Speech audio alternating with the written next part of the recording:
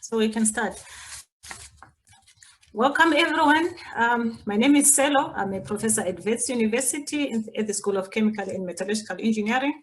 And I would like to take this opportunity to thank you all for joining us. This is our fourth webinar session for this month, where we've been running a series of webinars celebrating Women's Month and also having a look at some of the issues that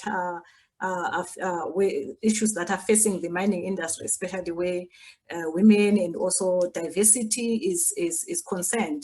So we've had a lot of fabulous speakers over this past few weeks, and this is our fourth talk. It's our fourth talk, and we've still got one more to go next week. So thank you all for those that have been joining us from the beginning of the month and those that are still with us today. We really appreciate it. And before I start, I would also like to take this opportunity to thank our sponsor, Implats, that has sponsored this whole series, this whole month. So we're really, really appreciative of their support. So today our talk is actually, we're going to do it, things are slightly different, but the topic really of our talk is we're looking at a growth mindset, a key to career growth in the minerals sector, and that we're going to have a bit of a talk with the Mpumi from De Beers. But the structure today is going to be slightly different from what we've been doing in the past. So Mpumi is going to give us a bit of a background in terms of a journey in the mining sector, from where she started up to where she is today. And then after that, we're going to have two young professionals that are going to have a chat with Mpumi on a number of topics, which we are hoping that with the discussion, we are going then to also have to get a bit of an understanding of how De Beers is also working in terms of the issues of diversity and gender and also inclusion in the mining sector. So we hope that we can get an understanding and a bit of insight of how De Beers has managed that particular aspect, which is very, very important in the minerals industry. So to start off, I'm just going to give a bio of Mpumi, introduce her, and then also introduce the two young professionals that are going to be having a chat with Mpumi. So the bio, Nompumelelo, known as Mpumi Zikalala, is the Managing Director of De Beers Group Managed Operations, which includes De Beers operations in South Africa and Canada. Mpumi joined De Beers Group as a chemical engineering baser in 1996 and has filled a number of roles in the organization, both in mining and rough diamond trading. She was previously the Deputy CEO of De Beers Consolidated Mines. Mpumi is a member of various boards, including the De Beers Consolidated Mines, De Beers Canada Incorporation, Anglo-American South Africa, De Beers Global Site Holder Cells, and Peregrine Diamonds. She has previously served on various boards of external companies. So we're really, really privileged to have a chat with Mpumi today, and I hope all the participants are going to also gain a lot from her experience in the mining industry. Then we are also going to have the two young professionals who are going to have a chat with Mpumi. The first one is Refense Molehe, who graduated with a degree in metallurgical engineering, honors in engineering and technology management, and is currently a master's candidate in technology and innovation management, all from the University of Pretoria. She has been working in the mining industry for close to 5 years. She was Miss Grand South Africa 28 runner-up. I would actually like to know what that means. She is the founder of Boss Babe Conference, founded in 2016, which is hosted annually as a celebration of Women's Month aimed at empowering women from various fields. She currently has her own YouTube channel where she shares personal and career development tips to assist individuals in living an international life and continuous growth in their career. Then the second panelist will be Wesley Banda, who is currently a research engineer working in pyrometallurgical research at Mintech and holds a BSc in chemical engineering and an MSc degree in metallurgical engineering, all from VES. He has 5 years experience in project management and execution at different scales, i.e. pilot plans for process demonstration and laboratory scale for early research development. He is currently working on research around titanium-based products development and production. He has special interest in change management and building a sustainable workplace, and currently chairs MinPass, Mintech's professional association, working with different channels within Mintech to achieve common goals. He is a council member and treasurer of the SIMM Young Professionals Council, YPC, and ex-mentor, and is a fitness nut, and is also active in participating in and organizing park runs. So these are going to be our panelists that are going to be talking to Mpumi. So now I would like to take this opportunity to give over to Mpumi to give us a bit of a background in terms of a journey, and then from there, the young professionals are then going to have a discussion. So I would just maybe just also point out that after the discussion, there will be an opportunity for all the participants to also pose their questions to Mpumi. What I would request for you to do, please, is to pose all your questions under the Q&A tab. There's a Q&A tab at the bottom of your screens there. So pose your questions there. Please do not post them under the chat panel because we might miss them. So please ensure that you post them under the Q&A tab. Thank you so much. I will now give over to Mpumi to just take us through her presentation.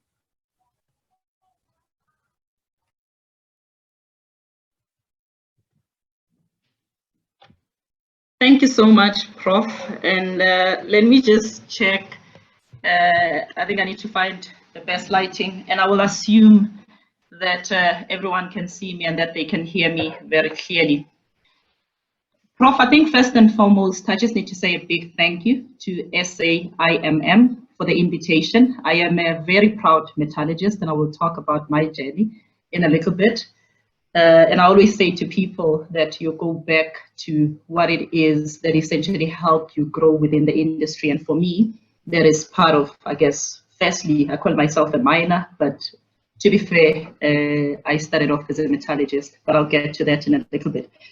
And then to Refense and Wesley, I absolutely love young people. I think they keep all of us young. So I'm looking forward to the panel and just interacting with you. I firmly believe in the power of young people and the fact that they clearly need to grow. And to be fair, I have quite a few of them in my circle or my network. I'll talk about networks in a little bit. And I think it's very important to, on an ongoing basis, interact with different people that have different backgrounds simply because you get to learn and grow through that. And then the other thank you is to Implats, Nico and the team. Thanks for clearly sponsoring. So ladies and gentlemen, good afternoon.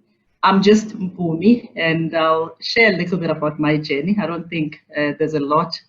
To be fair, I think I'm just like every other individual that started within the mining industry and had the opportunity to learn and grow through learning from others. I've been in the industry for close to 20 years, and I always start off with safety. So I will start off with the safety share. I can't start anything without essentially getting into that space. And what I'd like to share with you today, particularly seeing that we are, I guess, living in unprecedented times, times where clearly all of us are learning to live with COVID. It's just a couple of things around this. I've heard of a lot of people, particularly with us having gone through the lockdowns, talking about the fact that their lives have changed and that they've essentially found it tough during this period. And I'd like to encourage you to remain positive, because if you try to essentially remain positive, then you will be able to pick up on some of the positive learnings that I believe all of us can pick up just when we look at the trying times that we are living in. And then linked to that is the element of emotional well-being, which frankly encourages all of us as individuals, and it's linked to us being positive, but to remember that we still have a very bright future ahead of us. So let's remain positive and also be on the lookout insofar as other people are concerned and encourage them, especially for those that have been struggling as we've been learning to live with COVID. So thank you. Jackie will drive the presentation for me, and Jackie, you can go straight into the first slide. So I think just like any other, I'm not going to say young person, I'm over 40 now, and I stopped calling myself young when I went over 40. As I said, I've got young people in my circle, and they remind me that over 40 is not necessarily young, although I have to say that I've got a young mind and a young soul. So I come from KwaZulu-Natal. I grew up in 3 areas of KwaZulu-Natal. So firstly, my hometown, Vryheid, It's a small town in the northern part of Natal, very close to my heart. I learned a lot, and I'll share some of those learnings in a little bit. The second ones, or the last two, are villages that I spent quite a bit of my time in as I was growing up. So firstly, they are both in KwaZulu-Natal. One is Bergville, also in the northern part of Natal, in a village called KwaMahambehlala, which is where my father was born and raised. And then the second one being my maternal grandparents' home, Wanongoma. The reason why I mention this is because clearly it will be very evident Vryheid is a small town. The two are villages. So I've always, I guess, grown up in small places and I actually quite enjoy them. So where other people would look forward to the bright lights of Johannesburg, Cape Town, New York, you know, Canada, Toronto, etc. And I've been to all those places. But deep down, I remain just a person who grew up in small towns and who absolutely loves them, which I suspect is what has assisted me with regards to falling in love with mining. Because you guys, I think, would know that unfortunately mines are not in Cape Town or you know, close to the sea in Devon. I would have loved to have worked in those mines. They tend to be in areas that are a little bit more remote, and you've got to have a fundamental belief in the fact that you want to form relationships with the areas where you work. And I seriously think that the moment when you switch that on, that essentially assists you with regards to growing. So that's where I grew up. I'm the fourth daughter to my parents, and I've got a younger brother.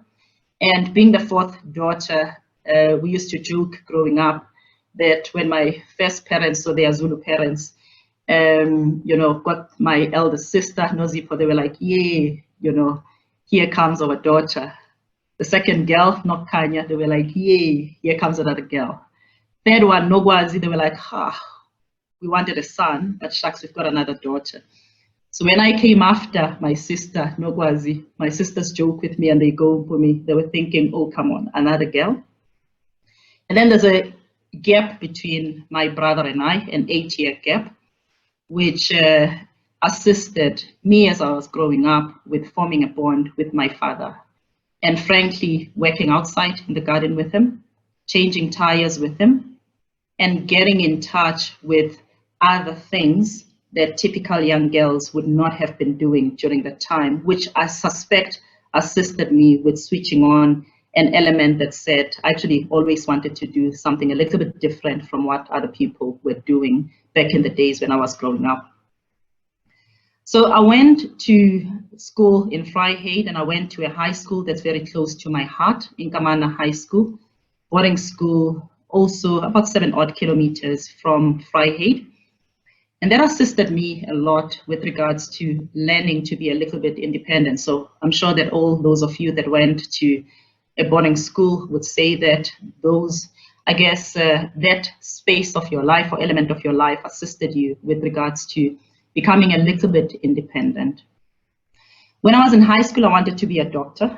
And I'm not sure if I would have made a great doctor, seeing that I'm a little bit scared of blood even today. But I wanted to be a doctor up until I got to matric. In matric, a couple of career scouts from Anglo-American and DBS came to my school.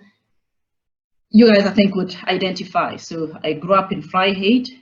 I spent most of my time in villages. And to be fair, when I was in matric, I did not know what engineering was. So the career scouts came to my school. They told us about engineering. And I remember a couple of things. They said, one, engineering was difficult, so a difficult field of study from a university perspective. And secondly, they spoke about the fact that mining specifically did not have a lot of females. And during those days, you guys would understand they were looking for more historically disadvantaged South Africans to join the mining industry. But what I guess raised an element of curiosity and an interest in my mind was the fact that mining was different. And having grown up in a home with my older sisters and always being a little bit different insofar as me spending more time with my father, that clearly got me hooked then. I then changed from wanting to be a doctor, and I firstly wanted to be a mining engineer. My father was not too impressed. You guys would understand, I'm over 40 now, so during those days, you actually listened more to your parents. So I then had a look and then changed. And ultimately went to Wits University. So I'm very proud of Wits. It certainly gave me the edge. And I hope that for those of you studying at Wits, it's essentially giving you the edge or has given you the edge. So I went and studied chemical engineering at Wits, a wonderful period of my life. I formed wonderful lifelong friendships during the time. And those are networks that I still utilize even today. During vacational work in December, similar to what I'm sure most of us did, for those of you that are working, I used to go to the mines, so got to spend good time at some of the mines. I spent some time in gold mines, so some time at Western Deep levels. And for those of you that are in gold and platinum, I have to say that I struggled with Fanagalo simply because I've just always been different. So I really didn't understand why we weren't, even at the time, working towards getting into a more inclusive space and driving for something that was going to be shaping the future of our industry. I also spent a little bit of time in some of the diamond mines, so West Coast mines and Namaqualand, Kimberley mines. And then when I finished at varsity and graduated, I then started off at Cullinan Diamond Mine as a young, bright metallurgist. And I have to say that when I started, similar to most metallurgists, I started off working shifts. And it was an interesting period because clearly coming out of university and having a degree, one would have expectations around what it is that you will do.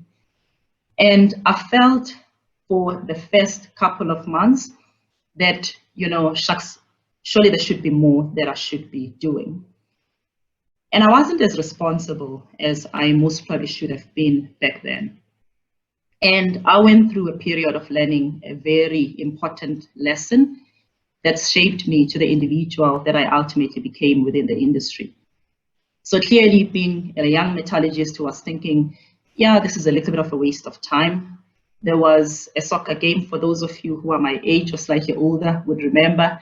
There was a soccer game where Orlando Pirates and Chiefs were actually playing. It was a game that was in Johannesburg. I was supposed to be on shift. I was supposed to be working night shift. And a friend of mine actually said to me, as he was knocking off from afternoon shift and I was going into shift, he said to me, Mpumi, I'm going to the game. It was an evening game. So I said to him, shucks, I'm going to shift. And he said, you know what, talk to your supervisor. Your supervisor will cover for you. Come, let's go to the game. And I went to the game. And the first few minutes of the game, so firstly, I went to the game. I didn't have a ticket. So we jumped over fences to get into the stadium. That's number one. Secondly, the first few minutes of the game were actually absolutely fantastic. So there was a song at the time. It was the Who Let the Dogs Out, who, who, who, who, who. And I remember singing that song. Yeah? And I remember clearly the couple of goals that were scored during the first few minutes of the game.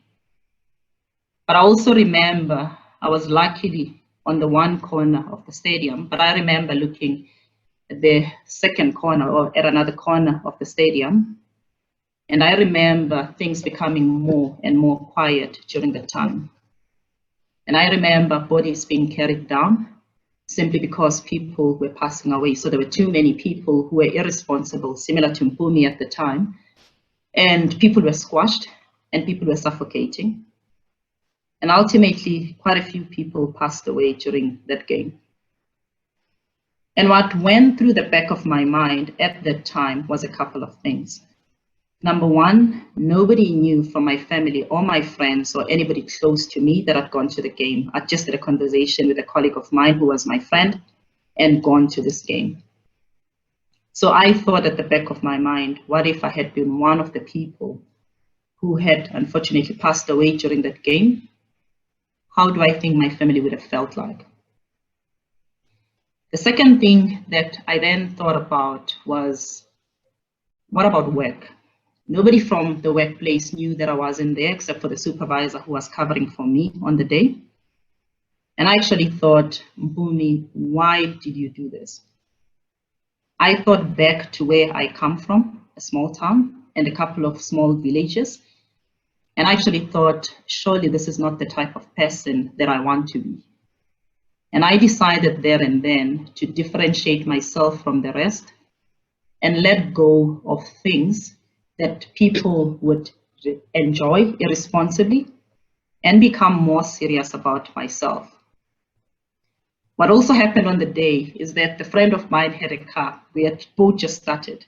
He had a car, I didn't have a car. So he had said to me, Mpumi, we'll drive together and then we'll go back to single quarters. On our way back, driving back, he decided that, you know what, he was tired. He had a little flat in Pretoria.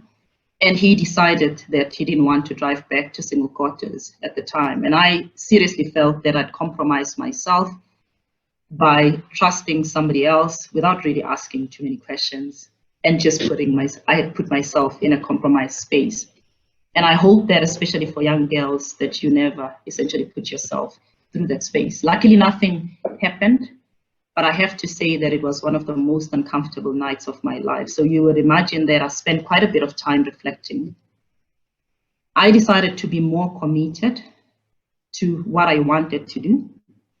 I decided to start living a more purposeful life. I decided to be a born-again Christian, by the way, during the time as well, because I decided that, frankly, I needed to focus on what it is that I wanted to get to in life. And I decided that I wanted to actually grow within the mining industry, and that for me to grow, I was going to have to work a little bit harder and a little bit smarter and become significantly more focused on what it is that I wanted to do. Suppose that life continued, became an ore processing engineer. I absolutely enjoyed that time, got to do quite amazing projects. And one of the few that I got to do was a secondment to the hedge offices whilst doing some design work, which is a space that I really enjoyed. And then went into leadership roles as well, so middle management roles, and absolutely enjoyed what I was doing. Funny enough, as part of my reflection, I had thought about the fact that I actually studied chemical engineering and not metallurgy. So I went through a little phase where I thought maybe I need to go into the petrochemical engineering space, to Sasol specifically, and actually get to do what I had studied. So design chemical reactors and distillation columns, and actually enjoy what vets had taught me.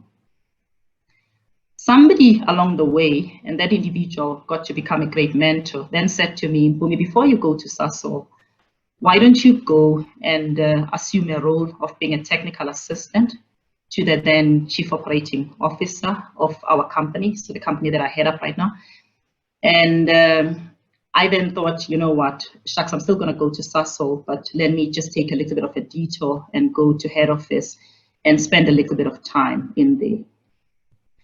And that particular space, and I started off being a technical assistant to the chief operating officer, and then that extended to the CEO's office, was absolutely wonderful because it opened up my eyes. So I had spent most of my time focusing on metallurgy, design, process improvement, which were wonderful things and work that I absolutely enjoyed. But that space gave me a taste of other things that sit within the leadership space or the holistic leadership space insofar as our industry is concerned. So I spent quite a bit of time with accountants, and I guess got triggered insofar as commercial thinking is concerned. Spent quite a bit of time with corporate relations team and got to understand the importance of the other pieces of work that we do. So the importance of what it is that we do with our communities and how we communicate with our workforce. Spent quite a bit of time with our corporate finance and business development teams during the time, and got to understand that, you know what, this was actually an industry that was full of possibilities. So coming out of that technical assistant space, I got exposure to various areas and also utilized that space of my life to build networks, because that office clearly gave me access to a whole lot of people. So I just started building the networks, and I knew that those networks are going to help me in the future. And then when I finished, the CEO at the time said to me, what do you want to do? Do you want a head office role? And I said to him, actually, no, simply because I felt that I hadn't really finished everything that I needed to finish insofar as our operations were concerned. And I understood that there was still more that I still needed to learn from an operational space perspective. So I decided to go back to the operations. I firstly went to an old operation that we had, a small mine called the Oaks Mine.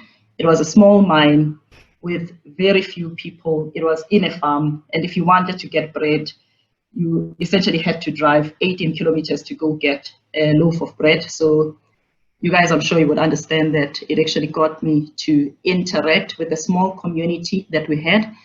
And I got to understand the beauty of what it is that you can learn from each and every individual that you spend time with, be it the farm workers or whoever else it was. I actually enjoyed it. And then when the general manager, who was at Kimberley Mines, wanted to move, I was honored to be asked if I could go to Kimberley and lead that operation. It was a smaller operation, so we were treating tailings resources, so not too heavy on the mining side of the business.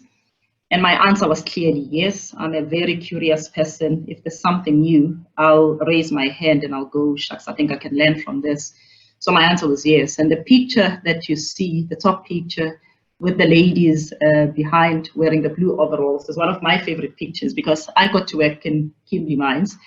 And that is when we started introducing more and more females within our business as De Beers. And what I absolutely loved about Kimberley was, firstly, the people that come from Kimberley. Kimberlites are wonderful people. But secondly, it was the team itself. It was a wonderful team. The young people that came in and joined us brought in a different sense of energy. And as I was still, I guess, enjoying Kimberley, and I started that role when I was 27 years old. So I was, I guess, a little bit young when I went into the GM space. When I was still going through that, we went through the global economic crisis, which was a very difficult period. Although I'll talk about the period that we are going through now, I think it's actually worse than what we went through in 2008 or end of 2008. So we went through the global economic crisis, and that yet again was an eye-opener for me, simply because I hadn't had exposure insofar as transforming or seriously transforming the business in difficult times was concerned. So what that period taught me, and I worked with the wonderful ExCo team, I still call them my team, and I still touch base with some of them, was the essence of leadership, and the fact that ultimately leadership is not about you, it's about others. And if you start thinking a little bit less about yourself and more about them and want the best things for them, then frankly, delivery will take place and you will grow as a result of that. But you will grow as your team grows as well. And you'll get the personal satisfaction of actually helping others realize their dreams as well.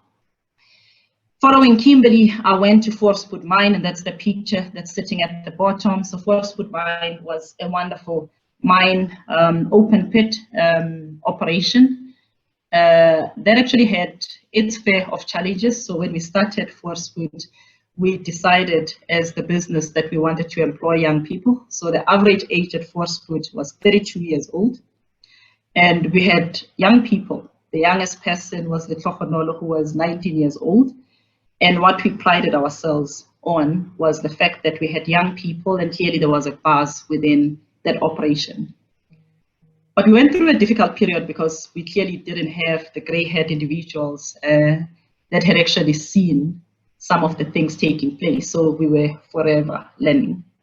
So at Forcewood, we brought in a couple of older people. And when I touch on inclusion and diversity, you'll understand that I've actually lived through this. So I've played on the multiple extremes, and ultimately landed in the space that says it's not about the either or, hey? It's the beauty of the end, pulling different people together. That's what gets you to that magic.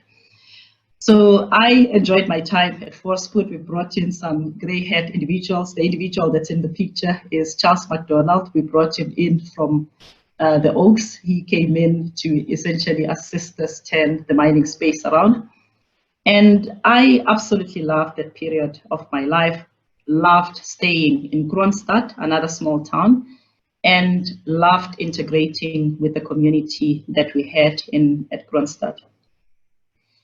Post that, I actually wanted to move out of diamonds. I wanted to move into another part of our Anglo-American business.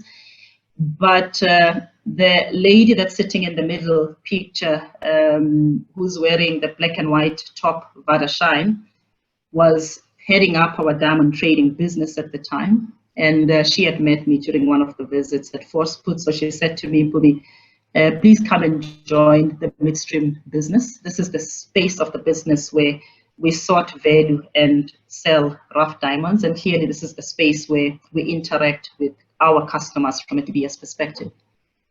Initially, I wasn't sure. And what then got me interested was Vada telling me, but Mpumi, this is something new, you know, aren't you always telling me that you are a curious person? Just imagine what you will learn. So I then moved in that part of the business, and I have to say, absolutely enjoyed my time within that business. It taught me a lot. It taught me a lot about customer centricity. It taught me a lot about pitching up as a leader at a different level. So clearly, I was not a miner.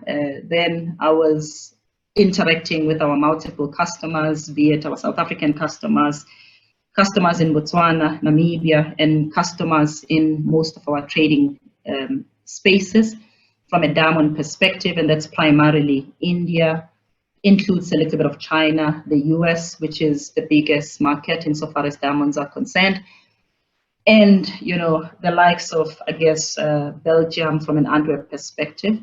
And I learned a lot from the individuals that sat within that part of the business.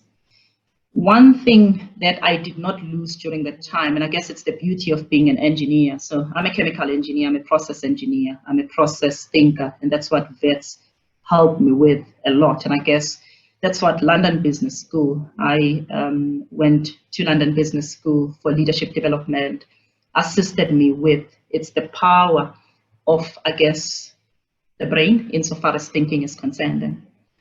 So what I took into that part of the business was not me trying to know diamonds, you know, so I say to people, if you give me a pile of diamonds and say, Mpumi, value them, I will say, I don't know how to value them. I am an engineer, and I've always been an engineer, but I'll always say that I know wonderful people who can value them. And I'll say what essentially, I guess, engineering helped me with was the process thinking that says that you can go into any space. You know, you can go into banking, you can go into manufacturing, mining, etc. And the thinking that you have assists you with regards to understanding the process and continuously saying, how do we improve that process? And frankly, it assists you with integrating at a significantly higher level and pulling in other parts that you need to think about. So I spent a good 4 years, or just over 4 years, in that part of the business. And then coming out of it, I moved back into DBS Consolidated Mines as the Deputy CEO to my predecessor, a gentleman who was my mentor for a very long time. And then when he moved on, and that was, I guess, the second quarter of last year, I was honored to be appointed in my current role, which is the role that I currently hold. And it's a role that essentially is the managing director of our managed operations. And these are operations that sit both in South Africa and Canada. And I guess maybe one thing to share around that space is that before I assumed my role, I had only ever visited Canada once. So you can imagine, as soon as I was appointed in the role, the first thing that I needed to do was to clearly sort out my visa for Canada.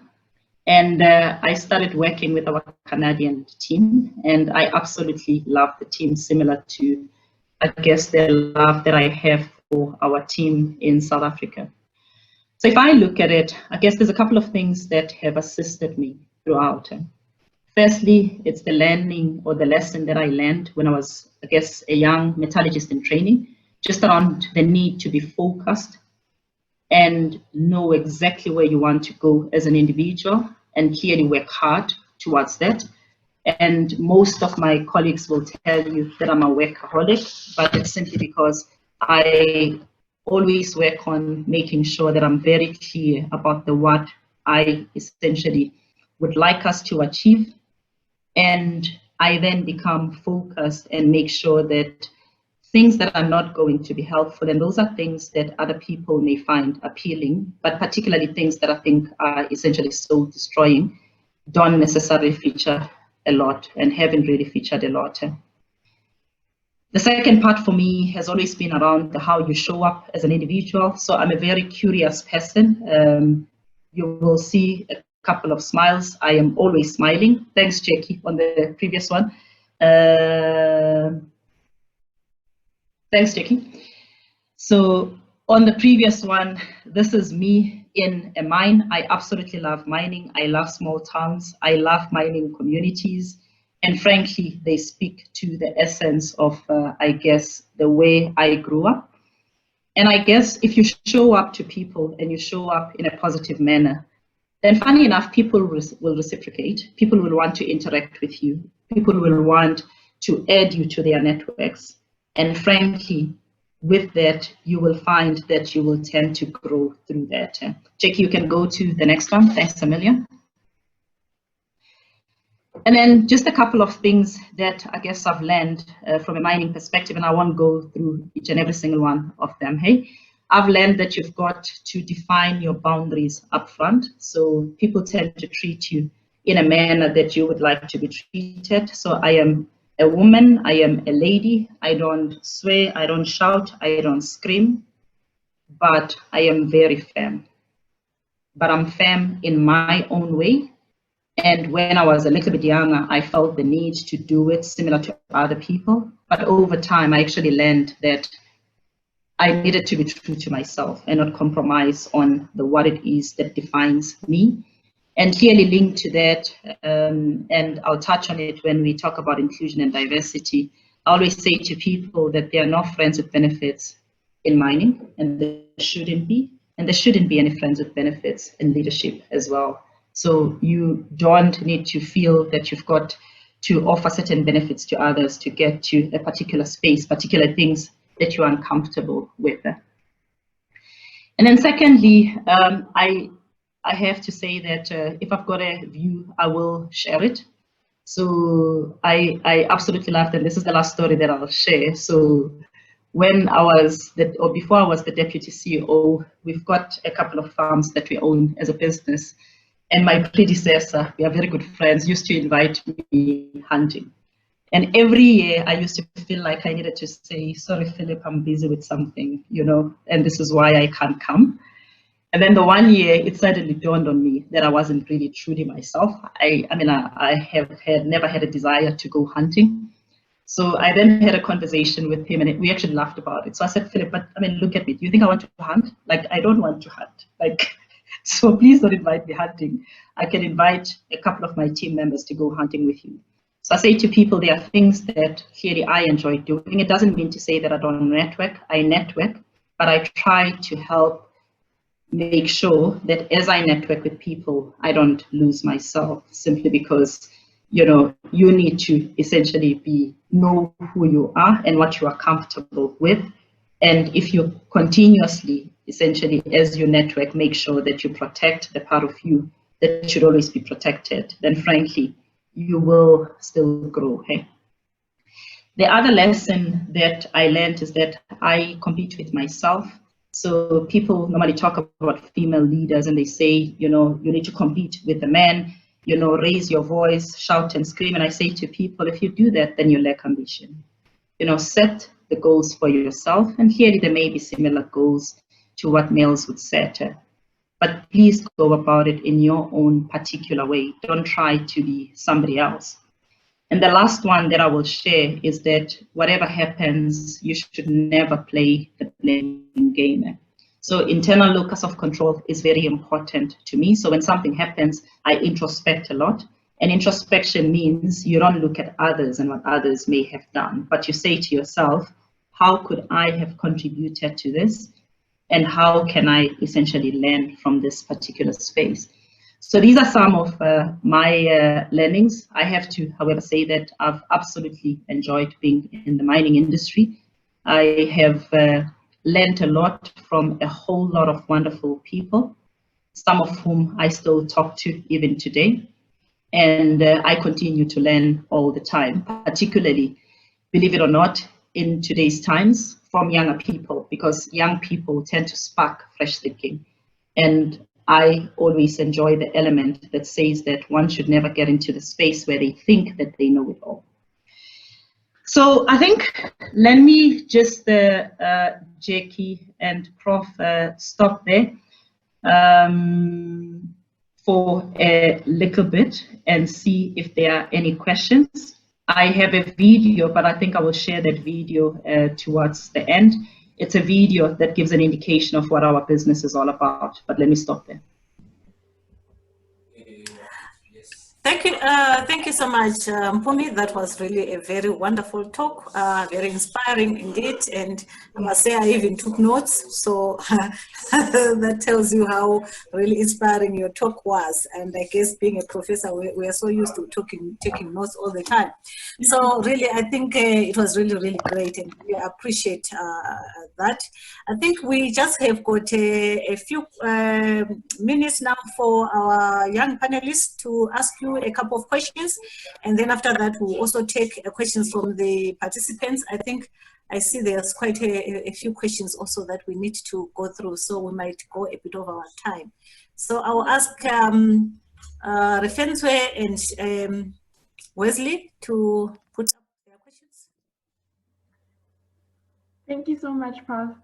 Thank you, Mpumi, so much for a detailed and very thorough sharing of your experience. I think for me, it's so great to actually hear people share details to how they started and how they ended up there, instead of just saying, once upon a time I was an engineer and all of a sudden I'm a managing director. So I really appreciate the details, and yeah, there's more logic to it.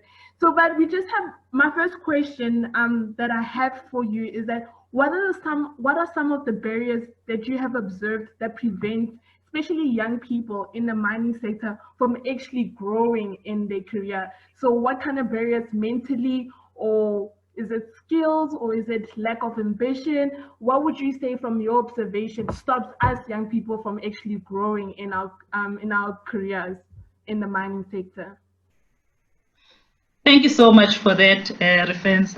I think it's a couple of things for me. So I always say to young people, you know, when somebody gives you something to do, never ever think that it is too small and not worthy of your time.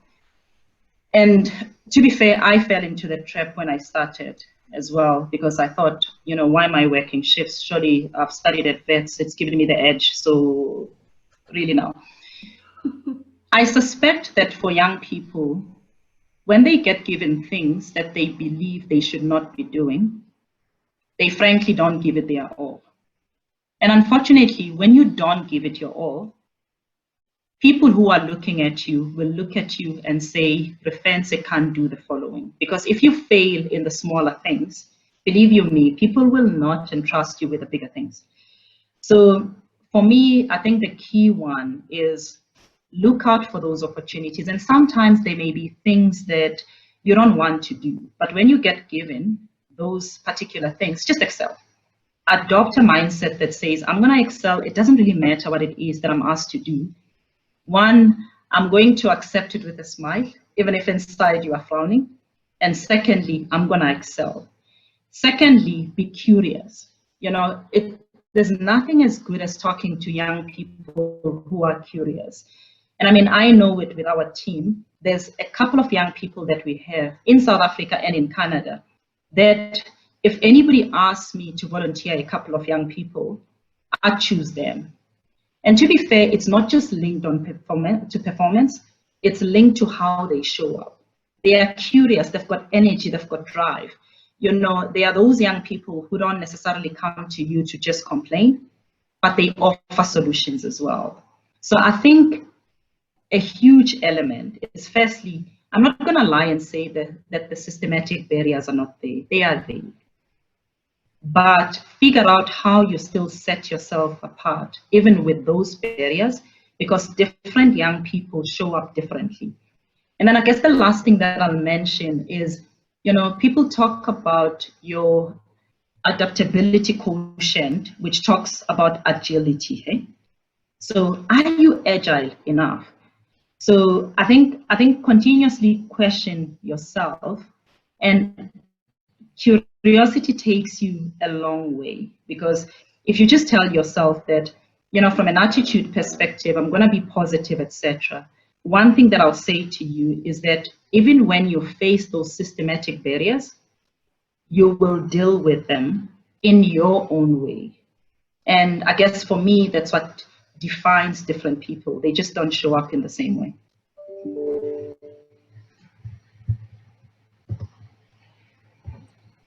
Okay, thank you for that. A question that would sort of follow from that discussion that you just shared is, at times you find that there'd be some mental barriers that you want to, well, overcome.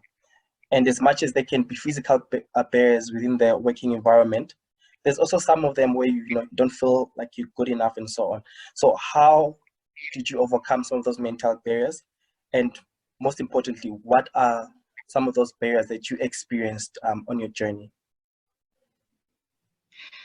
Thank you so much for that, Wesley. I love your company. I used to sit on your board. I think the first one, and I think it's linked to the previous one, is that there's expectations and then there's reality here. So the first one for me is where your expectations are that A, B, C, D should be happening, and reality gives you E, F, G. Hey? It's quite difficult sometimes to actually get through that, particularly when you see other people thriving, when you think that, you know, but why am I not there? You know, what has this person done to get that? And why am I not essentially getting what they are getting right now? And I'll go back to it. You know, life will deal you with the cards that it will deal to you. But how you respond to that is a choice. So for me, what I've always tried to do, Wesley, is to surround myself with a good circle of friends. And I learned that following, I guess, my first couple of months in mining, when I decided that I needed to focus. So I started surrounding myself with friends that were not going to say to me, oh, but Mpumi, you know what? We agree with you, Chomi, this should not be happening, etc. I started surrounding myself with people that frankly pushed me. And sometimes I actually felt that they were not being fair to me, but their role, and I mean, we made a pact amongst ourselves as friends, was that we were not going to lie to each other, but we were going to push each other around getting ourselves to shift our mindset and continuously look at learning opportunities and not complain as much. Wesley, I won't lie and say to you that it's easy, but that's where you tend to want to surround yourself with people that can help you. And mentors and coaches are absolutely wonderful people.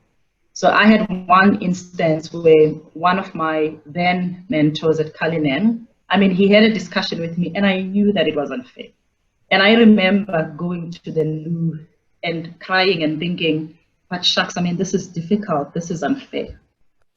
But coming out of that, you know what? I washed my face and told myself that I know exactly what I want to achieve. So I'm not gonna allow that to distract me from what I need to do. I'm going to remain focused. And what assisted me was the conversations that had taken place, funny enough, with the same mentor before. We still get along even now. And then secondly, the friends that I had who reminded me. So they were like, so what? you've hit a stumbling block. Everybody hits a stumbling block. What are you going to do about it? It's a choice. Yeah. Thank you so much for that, Mpumi. But then now, what advice would you give graduates who are entering the mining industry in building their career development? How should they go about it? You mentioned mentors, but what other approach can we take in actually building our career or developing it rather and structuring it? Thanks, Rufence. I think that's a good question, hey? I think firstly, going in, I mean, be open to learning. So don't say to yourself that, you know what, UP has taught me this, so when I start within a work environment, this is exactly what I should be getting, hey? Be open to the fact that it may be slightly different, simply because first and foremost, being open will allow you to learn, hey? When you start off, be curious about what it is that happens in that space, and don't judge, and don't start boxing things and saying this one's not for me, this one is for me. The moment when you start doing that, unfortunately, you stop yourself from learning. You just box yourself.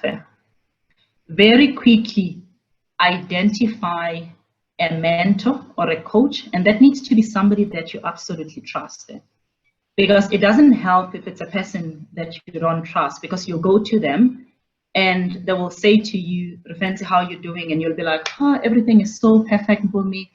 You know, everything is going well. I'm loving this. Whilst deep down, you'll go and you'll tell your friends, I actually absolutely hate that. So even if you are assigned a particular mentor, if you feel that you don't have the ability to open up to them, look out for somebody else that can help you. Simply because having that safe space to go to, and that safe space where you can be open and honest about everything that you're going through, will assist you with getting the right support. And good mentors are not the ones that will give you questions, that will give you answers, by the way. They are the ones that will ask you questions that will channel you in the right direction, because what they will be doing is they will be helping you with building your own muscle and helping you with building your own resilience, which is something that you'll need going forward. And then I guess the last one that I'll mention is particularly at looking at today's age, especially if you come into mining, the technical space remains important.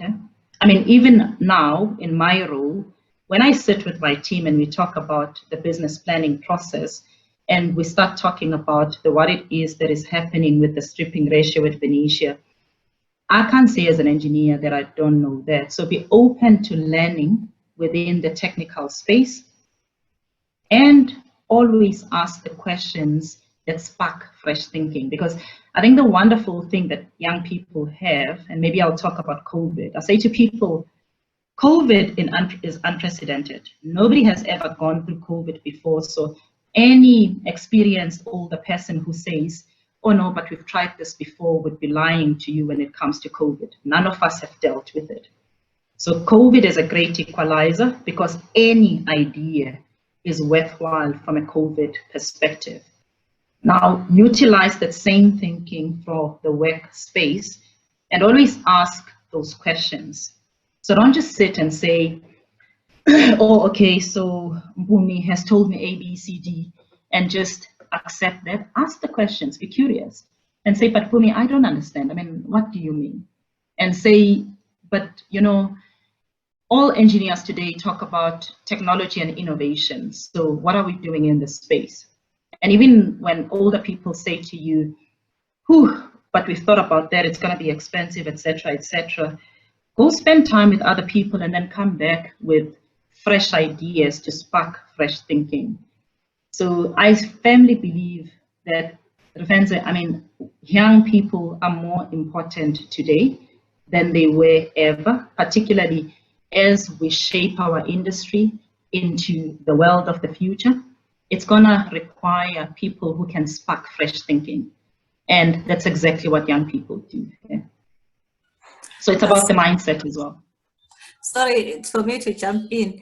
We've got quite a lot of questions for me from the audience, quite a lot actually. So I hope, if you don't mind, if we can go over a bit, because the webinar was supposed to be 1 hour. So we'll have to go a bit over because we've got quite a lot of questions, and I think some of the questions are very, very important, and I think it would be very good to hear from you in terms of some of the questions that have been asked. So I don't know if Wesley and Refenso can also touch on some of the questions that have been raised under the Q&A for Mpumi to respond to. Yeah. Thank you very much. So actually, the question I wanted to put across, I noticed was actually one of the first from George Dallas. And the question basically is saying that resource companies to date have been characterized by fresh mining supply, implying remote locations and frontier working conditions. Changing the mindset to include recycling, renewables, and synthetics opens up new talent opportunities, in brackets, resource engineering in addition to geology, mining, and metallurgy. So is this vision too far, Mpumi? Thank you so much for that, Wesley. And George, great question. I remember George is one of the individuals that I learned from as I was growing up.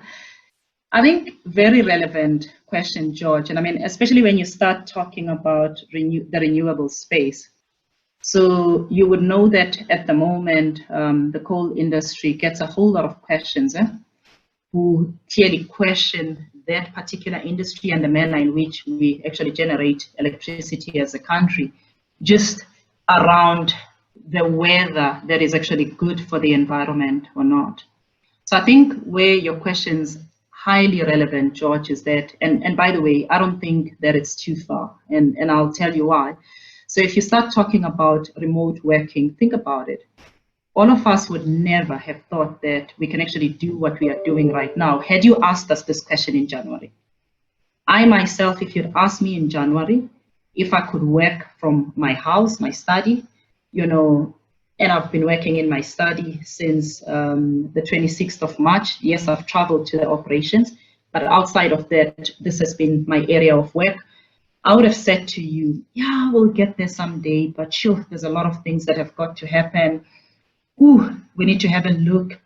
Even though there's fiber, you know, we still need to do more work around that space. I think, George, COVID has actually taught us that we most probably used to become our own stumbling blocks just around the manner in which we think. So one, I think renewables have got a space. I think the drive for green, energy has got a huge space. We cannot think about that. I think when one starts looking at the SDGs or the Sustainable Development Goals and start looking at the goals that are particularly driving for protecting the natural world, you can't ignore them, particularly if you are in the mining industry. If you ignore them, you lose touch with society and where the whole world is going to globally. And particularly when it comes to our space, which is diamonds, consumers want to know how their diamonds were recovered. So you can't say to them that, you know what, shucks, we destroyed a lot from an environmental perspective as we were doing this. Guess what? Consumers will not want or will not desire diamonds, and as a result, we won't have an industry. So I suspect that general society is pushing us towards that space, George, and that it's not too far. And for process engineers such as ourselves, and I'm clearly still a process engineer, I think we'd be short-sighted if we said that there wasn't a space. The challenge that we have is how should we be getting there quicker? And frankly, the people that are coming into the industry with that kind of thinking are people that will assist us with regards to advancing significantly faster. And we need them. Thank you, Mpumi. I'm just gonna combine Innocentia and Gav's question. So Innocentia is asking, what is the biggest mistake you have done in your career? Which is similar to what Gav is also asking, where he's asking, what would you have done differently as well in your career, and what would you expect your employees to also do better, I guess, from your lessons? Thank you so much, Innocente and Gag. So firstly, I spoke about one of the mistakes that I made when I was a little bit younger. And frankly, I'm a firm believer that you need to at least talk about the mistakes that you've made, and that's the only way you can grow as an individual. So, I mean, I've made lots of mistakes. I think, so firstly, when I was still a young engineer, part of the reason why I wanted to leave Cullinan and go to the petrochemical industry initially was because I felt that I worked for a leader who I thought was most probably, I'm trying to find a nice word. So I felt that his leadership style just didn't resonate with me. He's a friend of mine, so let me stop there. And hindsight's always the best side. I shouldn't have done that. I should actually have given him feedback there and then. Because years later, I got to know him, you know, when I started working with him as a colleague, and actually figured he's a great colleague. And had I given him that feedback way then, I would have benefited from it. So I spoke about the fact that, one, you shouldn't hold back what you think. You need to be able to talk freely, simply because if people understand what you think, then you'll figure out that sometimes the thoughts that you have in your own head are absolutely far from what they think. And you'll figure out that you are actually the one at fault. So I feel that I should most probably have given him the feedback then. And then I think, secondly, when I started at Kimberley Mines as a GM, I started off thinking that IQ is more important than EQ. And come, let me tell you, as you grow in leadership, you very quickly realize that that's not the case. So my leadership style prior to that had always been based on, you know, having the brightest mind and, you know, shucks being the one who will resolve all the issues and. And when we went through the global economic crisis, what I learned during that space was that leadership is not just about the I, it's about the team. The team is always bigger, always bigger than the individual.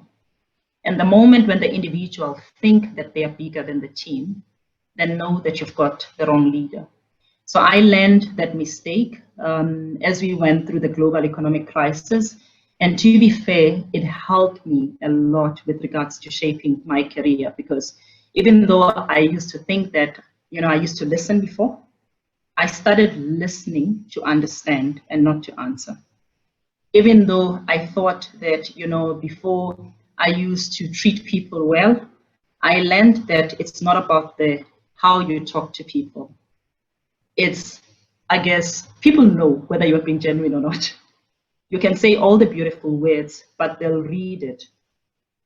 They'll see it if you're not being genuine. So I learned a lot about the need to be more authentic as a leader and show up differently as a leader. So I'll share those mistakes, but to be fair, I've made a lot of mistakes. And the key one for me is you've got to continuously learn from your mistakes and introspect a lot. Awesome. Thank you very much. So I noticed that there's a few questions around mentorship, so I'll just combine those as well. First one is from Devo. So basically they want to find out that as a coach or mentor, how do you keep young professionals interested in the mining industry? And to add on to that, Nothando was wondering if you actually do have space for mentorship. I'll start with Nothando's one. The answer is yes. So what I have learned, Nothando, is that there's something called reciprocal mentorship, and we actually talk about that within our business. So believe it or not, I learn a lot from young people as I mentor. So I say to people, spend time with young people, they'll keep you young. And if you get young people to share their thoughts, you know, and without worrying about being judged or anything, you actually pick up a lot. So I guess if you ask me about mentorship, I'm a firm believer in mentorship and coaching. I don't think that you can grow without it. And I think you need to find yourself an individual or individuals that you trust and that you can be open and honest with. Share where you are vulnerable and what's making you vulnerable, simply because if you are open and honest within that space, then they will help you with regards to essentially growing. That's in the personal mastery space and the leadership space. But you also need to have mentors within the technical space, because clearly when you start up, there are things that you just don't know, you know. So you've got to be open to learning. So I'll share with you guys. So my last coach was actually from a Canada perspective. So when I got my new portfolio, there's one of our Anglo-American GMC leaders, Richard Price. So he sat with me and he said, Mpumi, you are an African, I'm a Canadian, you are going to be working with my people. So I suggested the two of us should, you know, chat every once in a while, and I'll tell you more about Canadians and you know, what works for Canadians and what doesn't work for Canadians. And I mean, I had absolutely interesting discussions with Richard, because I used to go, Richard, I see that with South Africans you can be more direct, but with Canadians, you know, you need to shape your message in a particular way. And I mean, he was absolutely fantastic, because he'd say, yes, my dear, if you go and you say that to Canadians, believe you me, it will not work. So I'm a firm believer in that. And do I create the time to do it? Yes. I myself would stop learning if I didn't do that with young people. And these days I talk about reciprocal mentorship. And I think you guys should go and pitch to older people and say, you know what, I'm younger, I'm a little bit fresh, and I know other things that you don't know. You know, I can tell you a little bit about how you can show up better on social media, or I can tell you a little bit about how you can engage young people in a manner that resonates with them. And this is what I'd like to learn from you. And as a result, can we agree on a reciprocal mentorship relationship? If I were you, I would definitely do that. If the old people are wise, they will say yes. Thank you, Mpumi. Just another question on leadership from Notando. She's asking, one of my insecurities has been that I don't come from a geology or mining engineering background.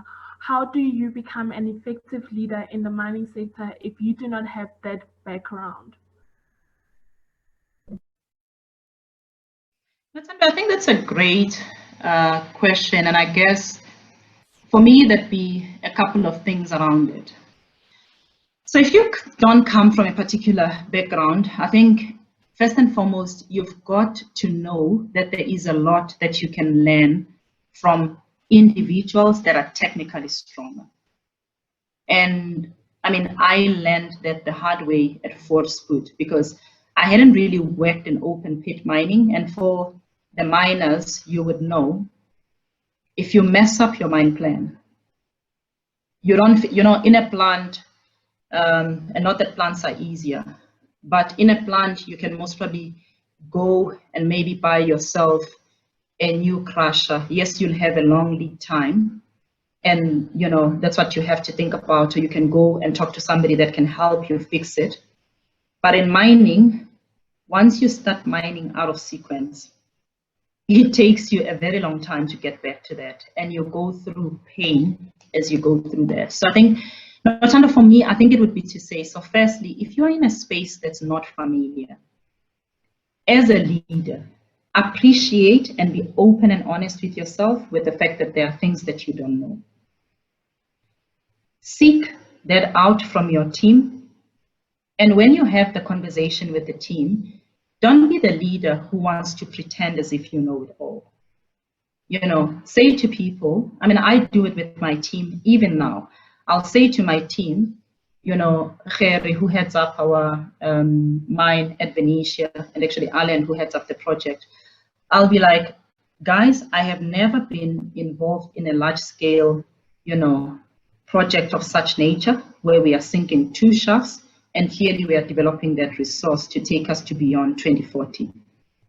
So guess what? I asked them a lot of questions, and there is nothing wrong with that. So don't try to show up as a person who has the answers that you don't have. Be open and honest, because when you are open and honest with your team, you won't be able to, you won't be trying to compete with them within the technical space, but you'll bring in other leadership qualities, because the people that have put you in that role know why they've put you in that role. And they know that you don't come from the mining space. So they don't expect you to show up as an individual who knows it all from a technical space perspective. So sometimes, to be fair, I think we become, I guess, our worst stumbling blocks, simply because we start thinking that people expect things that frankly they don't expect from us. So if you are more comfortable with yourself, you'll be comfortable saying it. And to be fair, there's nothing wrong with it, because your team will most probably know. But if you pretend, your team will wait for you to exit and they'll go, but Notando, where did she get this experience? You know, she talks about years and years of experience that we know that she doesn't have. So be authentic as a leader. Thank you very much. The next question is actually on work-life balance, if I may put it that way. And what I've also come to realize that, especially with working from home, it's a bit challenging to also draw that, to draw that line, because you might end up working longer hours because you're catching up and so on. And this specific question actually comes from Boniswa, and they want to know that, how do you recharge yourself when the going gets tough and then when there's, uphills? Thank you so much for that question, Boniswa. I will start by being open and honest with you. I don't think I have mastered the space of work-life balance. And if you talk to my team, we've got a very open relationship. They'll be like, this is a space where I'm continuously learning. Particularly for me at the moment, it's about managing within the two different time zones. So I start my meetings with our Canada team. We've got a meeting once every 2 weeks with some of our stakeholders. And at 6 o'clock, I go, good morning. I think they forget that I'm in South Africa, so they'll be like, good morning, Mpumi. And I'll be like, good morning as well. And clearly, it won't be the morning. I think, to be fair, particularly looking at where we are, that this is an area that requires a lot of focus, particularly for young mothers that are working from home. And I think there's two elements to it, and I'll be open and honest with you. I have not mastered it. It's an area that I continuously work on. But for me, it's been about saying to the team that I don't expect you to do that, So I've got an interesting team. I've got Gloria, who I think is in the call, who will be wanting to have meetings at 6 o'clock in the morning. And I've got team members who will be wanting to have meetings at ridiculous times. And sometimes you just have to say, sorry guys, I can't do it. And what I've learned is that if you as a leader say, and I actually realized it one day, I was at Venetia and we were traveling with our GM and a couple of colleagues, actually now during COVID. And my team in Johannesburg called me for a call, that scheduled the call, and I didn't know about the call. So in the call, I actually said, sorry guys, do we have to talk about this right now? Because I'm actually tired at the moment. And the feedback that I got from each and every single member of the team, and it started with our CFO, Avi, was Avi saying to me, Mpumi, I've never heard you say that you're tired. And I actually reflected on that and thought it was bad, because I was giving an impression to my team that I don't get tired. And as a result, I don't expect them to get tired. And because they know that, I always have energy, maybe they feel that they have to show up as individuals that have to always have energy. So what I've had to learn to do is to actually say to the team, so somebody will say, can we have a meeting on a Saturday? And previously I used to. These days I'll be like, sorry, why do you want us to have a meeting on a Saturday? Monday is around the corner. Like, I expect you to spend time with your family on a Saturday. I want to spend time with my family on a Saturday. And I found that that's assisted with regards to other people doing the same thing as well. So it is an area that all of us need to work on. And I guess what going to work used to do, to the office is you'd wake up, you'd do whatever it is that you need to do at home and then drive to work. And at a particular time, stop working and drive home. And you need to be careful, particularly during this time. You need to find a way of switching off. So how do I switch off? I quite enjoy running. I'm trying to cycle, and I'll underline trying to cycle, because when I cycle with my nephews, they think I'm just terrible. So they'll be like, Auntie Mpumi, why are you so slow? So I'm trying to cycle. And then I actually quite enjoy reading books, but different books on different topics, simply because that stimulates your thinking. And I find that either when I'm running or reading something different, simply because my mind won't be focused on a particular issue, that's when I'll get great ideas about things. I'll be running and I'll be like, shucks, why didn't I think about this before? So I guess the element of switching off and doing something completely different helps you. One, I guess you just, everyone needs to go through that reboot. Or you re-energize yourself. But secondly, you give yourself the space to actually think, and not think as in actively, where you actively listen to somebody and you pretend as if you're thinking, but it's where you switch off and you think. And I've learned that there is a difference between the two. Thank you so much, Mpumi. While you're referring, I'd like to take it back to De Beers. So we're just curious, what policies are in place at De Beers that allow and promote career growth in the organization that you feel other companies can learn from? And just to add another question to that is, how does De Beers ensure that equal opportunities are afforded to all diverse individuals, whether it's race, whether it's gender, whether it's religion or culture? What policies are in place that other companies can learn from? Thank you so much for that, reference. So firstly, I'll start with the inclusion and diversity one, and possibly part of the reason why I've enjoyed staying with our company here. One, in September 2017, our global CEO, Bruce Cleaver, went up on a world stage with a female that I admire a lot, Mpumi Zikalala Growth. And as De Beers, he signed us up as he for she thematic champions. So you won't see it, but I've got my pin that, to be fair, I wear all the time.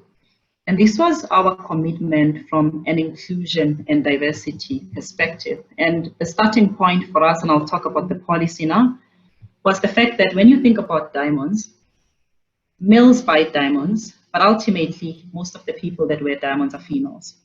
So if within our own organization, we understood if we didn't have the females, then frankly, we were losing the sense from a customer-based perspective of understanding the ultimate people that wear the product. So for us, it wasn't just about saying, it's the nice thing to do simply because all companies are doing it. It was about saying it is a business imperative. It is a business imperative that we have diversity within the workplace, where you've got different people, different ages, color, gender, whatever it is, simply because the moment when you put different people into the room, they'll all bring different ideas. And research has shown that companies that actually promote diversity, and I'll talk about inclusion now, deliver 15% greater results. So for us, it was about saying, we are not doing this simply because, we're thinking about how we should drive for being a good corporate citizen. That played a part, but it was about saying, let's understand the business imperative, because when you go to miners and you talk about the fact that this is actually the right thing to do from a business perspective, you'll get more buy-in. We then said, but shucks, it's got to start with inclusion. And we talk about inclusion and diversity because inclusion is the culture space. You can put a whole lot of people in one room, But if the culture is not correct, they won't share their thoughts, they won't share their ideas. So frankly, you'll have one dominant voice and you won't fully benefit from inclusion and diversity here, or from the diversity that you have there. So that is when we started working on one. It was about coming up with 3 key targets that apply to each and every single one of us as the entire DBS group, irrespective of where you are. So whether you were mining in Botswana, Namibia, South Africa, Canada, or whether you were selling diamonds in the US, India, China, or whether, and this is from a retail perspective, or whether you were selling rough diamonds in Botswana, South Africa, you know, Namibia, or India, or the US, it didn't really matter. It was a common set of objectives where we all said that we target to get to a specific female replacement ratio, particularly for our senior leaders. And where I saw that coming in is, I mean, I look at our EXCO, our group EXCO. When we started on the journey in 2017, there was 1 female within that group EXCO. Where we sit right now, there's 1 more female that's joining us, Sarah, as our group CFO, and that will make it 6 females within that group EXCO. So it was about saying we will set those targets, touching on what we look like internally, the work that we do in our communities, because mining has a huge role insofar as society is concerned. But we also spoke about how we sell diamonds, you know, and the fact that the messages that we had as part of our retail campaigns needed to empower women and not box females into a particular, you know, small little area. So from a policy perspective, we've got policies that define what it is that is expected from an inclusion and diversity perspective. We've taken all our leaders through unconscious bias training. And this was training that was saying that not just from a gender diversity perspective, that all of us have got certain biases, you know, linked to how we may have grown up or our cultures, etc. And we all needed to learn that we all bring those unconscious biases. And by us being aware, it was encouraging all of us to actually be more open. We've also then got, particularly at our operations, we've got our employment equity policies, we've got policies that are specifically touching on the cultural aspects. And I have to say that this is something that is absolutely critical for us. I mean, I can't think about any of our DBS Group EXCO meetings where we didn't talk about inclusion and diversity. And we had to essentially make sure that we resource for it, simply because I think you guys would understand. You can stand up and say, I subscribe to inclusion and diversity, and then give that space just 1 HR individual and, you know, pretend as if you support it. If you truly support it, 1, you'll make sure that the tone is set from your leaders and that you are authentic as you talk about it. You will set those specific targets and you will hold yourself accountable from a performance reporting perspective, simply because when you start measuring things and you start making them more and more visible, then you will essentially start delivering on those things. And then Refensa, coming to the second one, which was around what it is that we do from, the first one around the growth of people, or of young people specifically.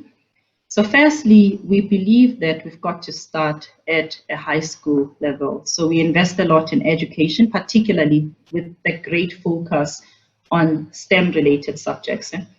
And we partner with organizations such as Women, where we go out and we look for those individuals and we promote it. So, you know, I absolutely love Women. I like the team that leads it. You know, I think they are absolutely fantastic. And one of the things that strikes me is that they go to clearly schools and leave the young girls with the pink hard hats. And initially, that was up until I attended one of the sessions, I used to think, you know, why a pink hat? But then I started thinking, for a young girl who's growing up, we're actually encouraging that young girl to look at that pink hat and go, shucks, I want to get into that mining industry one day, hey? And that industry will actually welcome me. So we then essentially, as people start, we've got very clear programs that form part of our, you know, skills development framework. And those cover different fields of study that people would essentially subscribe to. And then key is we also focus on leadership development. And here we segment that. So we look at, you know, leadership development from a supervisory level, leadership development from a middle management level, and leadership development for, call it, various levels. And we believe that if you don't invest in that, unfortunately, it won't just happen by osmosis. So you need to be intentional about it and invest in it. And if I look across the various parts of the business, I mean, I have to say, I mean, I'm very proud of our teams. Exceptionally proud of our team. So when you, whether you talk about, you know, our teams in Cape Town from a marine mining business, I mean, those guys, if you look at the work that they do, it's absolutely fantastic work. You know, our team at Venetia, absolutely super proud. You know, go to Canada and get the Gachakwe teams, or Gachakwe teams, where when you go there, you get to temperatures of minus 40 degrees Celsius. I'm exceptionally proud of the men and women that work for De Beers, and frankly, am proud of the work that we've been able to do here as a team.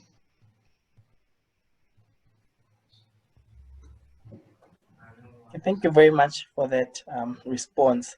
So I've noticed that we actually run out of time.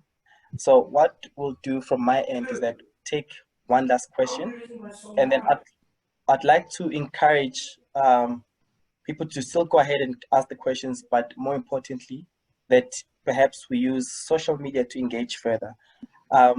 For example, say LinkedIn. So some of these questions can be posted on LinkedIn, and then we can have a stimulated discussion going forward. So our final question for the day then comes from Inolin, and basically it also follows on the whole discussion on you know, diversity and inclusion. So the question then is, how can one overcome a barrier when one is inundated with constant sexism and sexual harassment as a female in the mine? Was it Emily or Emilia? I think it's Annalene. Oh, Annalene, sorry, Annalene. I think, so firstly, I think it's a great question.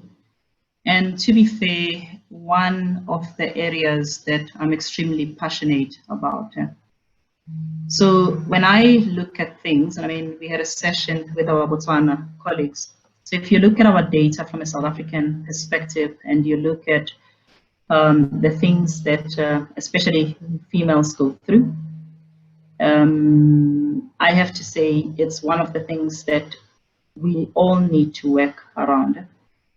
And let me also be open and honest, there are males that go through the same things as well.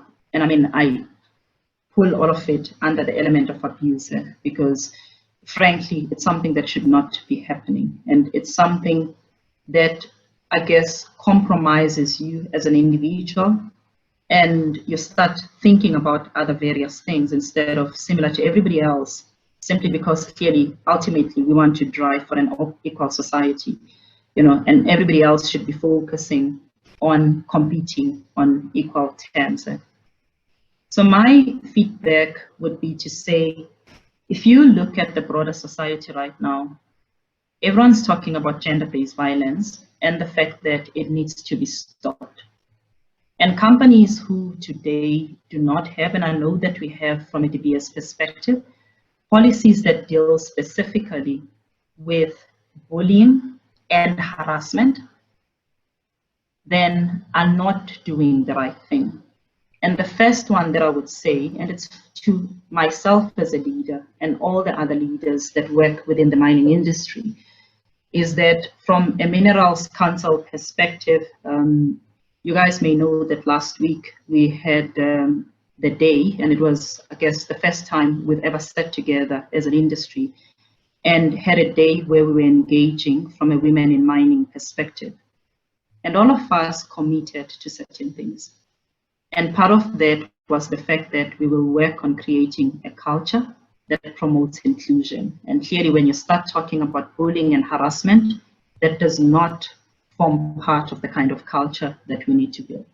So the first one is, I would encourage you to engage your senior leaders around sorting out those systemic issues, because that's where it has to start. It starts with leadership being very clear on the what it is that it stands for, insofar as the, what is acceptable and the what is not acceptable, insofar as the workspace is concerned. And I can say, I talk to most of the other CEOs from a Minerals Council perspective, that we've sat from a council perspective, and we've all agreed that we will actually work on ruling out gender-based violence, and that we will work on the cultural elements. So assuming that that is in place, mine would be to say, please don't keep quiet.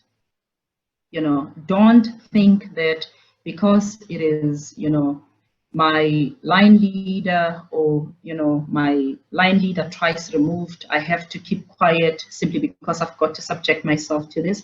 Please don't do that. It's not fair to you. It's not fair to your family. And frankly, it's not going to help you. So don't keep quiet. Utilize, whether you speak to your HR team or you speak to another leader, or most companies have actually got a speak up line, call that line and report. Simply because the only way we will essentially fix the cultural elements that are linked to systemic issues is where females do not keep quiet. If you don't, so please do it for yourself, or just think about other people that will come after you and do it for them. But take a stand. Don't keep quiet. I can definitely tell you that knowing the other leaders that we sit with from a Minerals Council perspective, we've all said that we will do the right thing. So I'd like to hope that irrespective of which company it is, we would choose to do the right thing. I can tell you what would happen from a DBS perspective. If somebody did that to one of our females, they wouldn't work for us for way longer, because that is something that is not tolerated. We don't have the space for that at any corner of our business. Thank you. So much, Mpumi, for all your insights, and we really appreciate your time. More than anything, as a female engineer as well, just trying to maneuver my way through the industry, I leave you with a quote by Maya Angelou saying that you make me so proud to spell my name WOMAN. And we really appreciate women like yourself who are present in this industry and continue being in the industry, because I think it does get hard. And Wesley's last question is a question that I think at some point all of us have experienced, and we never know how to deal with it. But when we see women like yourself progressing in the industry, it is some form of hope, and we really, really appreciate your hard work and all the changes that you're making at the seat, when you have at tables where you have a seat. And today's conversation was very encouraging. I'd like to also take an opportunity to thank SAIMM as well as WIMSA in collaboration with WIMSA for this opportunity actually to have these conversations, because these dialogues are the things that motivate us and actually stir the change we need. And we like to also thank Implants for being part of this platform. And yes, thank you so much to the team that organized everything. We really appreciate all your hard work, and again for keeping platforms like SAIMM alive, for us to actually know that we have a place to go to when we don't know we don't have all the answers, or we don't know what we're doing in our careers, but there's always a platform where we can network with other individuals such as ourselves. And lastly, I'd like to thank all the participants who were involved in the conversation and the dialogue. Thank you so much for all the questions. Like Wesley mentioned, in the interest of time, we were not able to get through all the questions, but we'll take this to social media. So if you're not following SAIMM on LinkedIn, please follow them, and just we'll continue the conversation and the dialogue there. I hand over to Prof. Silo to just round off the conversation. Thank you, Refense. I don't think I need to say anything because you've actually said everything. You've just taken the words from my mouth.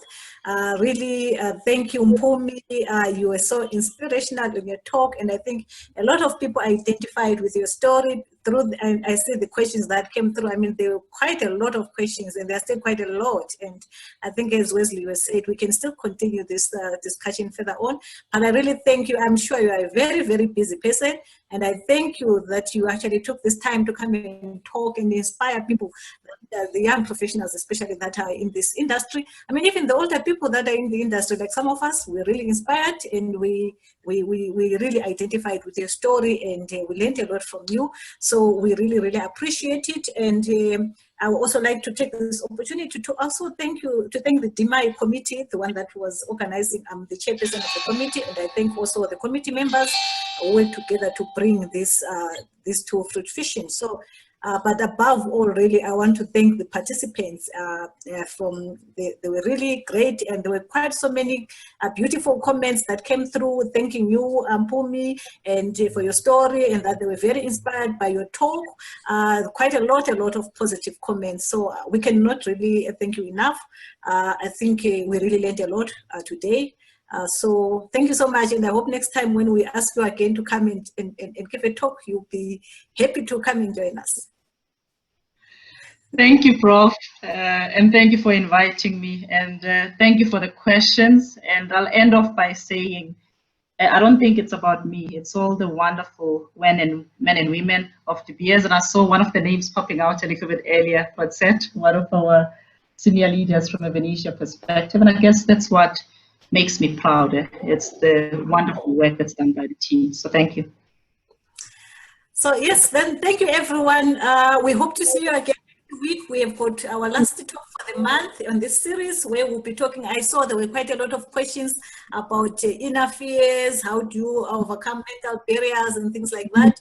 Our talk next week will be focused on how to overcome your inner fears. So those questions which were not answered, hoping that you can join us again next week for our last talk of the month. Thank you so much. See you again next week on Tuesday, same time.